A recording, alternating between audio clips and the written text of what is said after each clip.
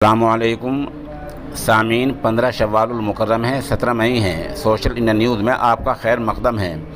آج کی خبروں کی شروعات قاری محمد گلزار فرقانی، استاد شعبہ تجوید جامعۃ الفرقان جھنڈا پور بجنور کی تلاوت کلام پاک سے کی جا رہی ہے۔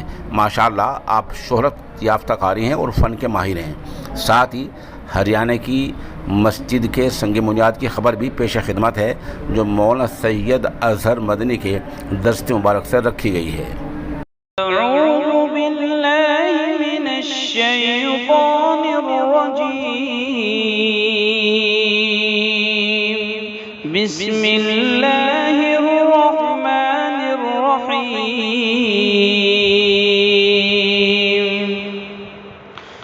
یا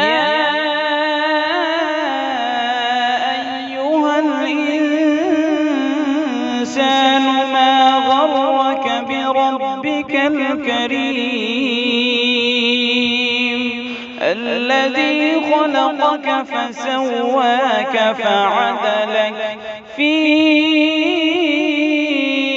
أي صورة ما شاء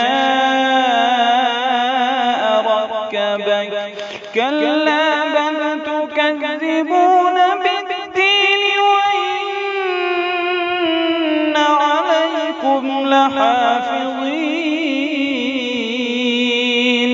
كراما كاتبين يعلمون ما تفعلون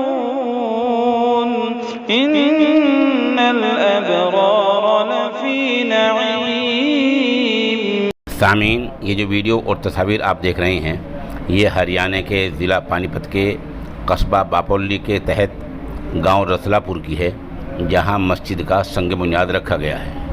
یہاں صاحبزادہ مولانا سید ارشد مدنی حضرت مولانا سید اظہر مدنی نے یہ مسجد کا سنگ بنیاد رکھا ہے، اور یہاں مہمان خصوصی کی حیثیت سے گنگوہ جمعیت علماء کے صدر مولانا غیاث الدین قاسمی تشریف لائے ہیں۔ یہ پروگرام قاری محمد دلشاد اور قاری محمد اکمل کی زیر نگرانی ہوا ہے۔ جیسے کہ آپ تصاویر میں دیکھ رہے ہیں، یہ علماء کرام سنگ بنیاد رکھ رہے ہیں، دعا ہو رہی ہے، اور ان علماء کرام نے یہاں خطے ہریانہ میں مساجد کی اہمیت پر تفصیلی روشنی ڈالی ہے۔ اے اللہ، ہم گواہی دیتے ہیں کہ آپ ہی اللہ ہیں، آپ کا کوئی شریک اور ساتھی نہیں۔ اے اللہ، آپ بادشاہ ہیں، قادر مطلق ہیں۔ اے اللہ، ہم سب کے حال پر رحم فرما دیں، ہمارے گناہوں کو اپنی دریائے رحمت سے معاف فرما دیں۔ اے الہ العالمین، اس مسجد کو بنانے کا ارادہ کیا ہے، اے اللہ غیب سے اس کا انتظام فرما دیں۔ اے اللہ، اس مسجد کو تمام گاؤں کے لوگوں کے لیے قبول فرما دیں، رحمت اور کرم کا معاملہ فرما دیں، دنیا اور آخرت کی بھلائی اور کامیابی کا ذریعہ بنا دیں، ہر شر سے ہم سب کی حفاظت فرما دیں، ہمارے ایمان کی، عقیدے کی، عزت کے، آبرو کی حفاظت فرما دیں۔ اے الہ العالمین، شریروں کی شرارت اور حاسدین کے حسد سے حفاظت فرما دیں، شیطان مردود کے وسوسوں سے حفاظت فرما دیں۔ اے اللہ العالمین، دین کے داعی اور دین کے محافظ پیدا فرما دیں۔